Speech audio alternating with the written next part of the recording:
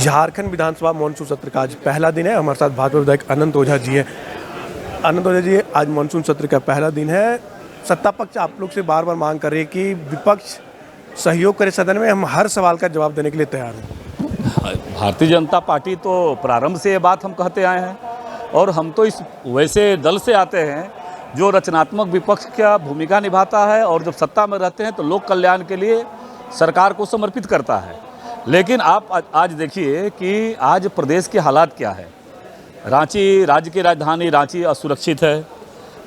उनके ही दल के समविचारी संगठन से जुड़े हुए एक राजनीतिक कार्यकर्ता सुभाष मुंडा जी की खुलेआम हत्या हो जा रही है। एक और राजनीतिक कार्यकर्ता के साथ कल उस पर गोलीबारी होता है। प्रदेश के नौजवान सड़कों पर, ये भारतीय जनता पार्टी ने घोषणा पत्र में नहीं कहा था, इन्होंने वादा किया था कि 5 लाख प्रत्येक नौजवान को रोजगार देंगे और जब रोजगार नहीं दे पाएंगे उसको बेरोजगारी भत्ता हम देने का काम करेंगे 5,000-7,000। आज नौजवान सड़कों पर खड़ा होकर के संघर्ष कर रहे हैं और कहते हैं कि 60-40 नहीं चल तो 1932 का खतियान झारखंडी की पहचान।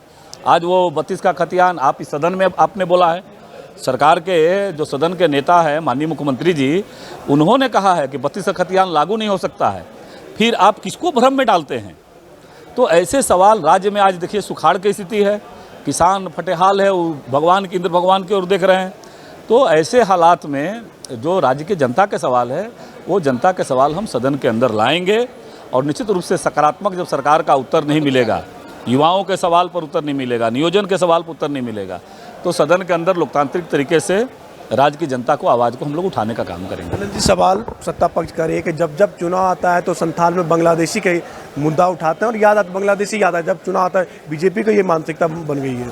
सरकार में तो आज झारखंड मुक्ति मोर्चा और कांग्रेस का लोग है। अगर इनको तुष्टीकरण और वोट बैंक की राजनीति के कारण छद्म सेकुलरवाद चेहरा नहीं है इनका, तो जब जिस सदन के अंदर कोई सदस्य अगर राज्य की सबसे बड़ी पंचायत में सवाल उठाता है, हमने तो एक कहा था ना, आपने देखा होगा कि वोटिंग हो गया था उस पर और हमने 2 ही मांग किया था। एक किया था कि एक टास्क फोर्स आप बनाइए, जो अतिवादी विचार उस इलाके में पनप रहा है, जो वहाँ पर जनसंख्यिकी बदलाव हो रहा है, पंचायत का जनसंख्यिकी परिवर्तन हो जा रहा है, देश का जो औसत वृद्धि दर है और यहाँ का जो औसत वृद्धि दर है उसमें जो बदलाव हो रहा है, जल जंगल जमीन वहाँ कब्जा हो रहे हैं। पूरे देश भर के राज्यों की पुलिस किसी न किसी सप्ताह में आकर के छापामारी कर रहे हैं, राष्ट्र विरोधी गतिविधियाँ उस इलाके में चल रही है।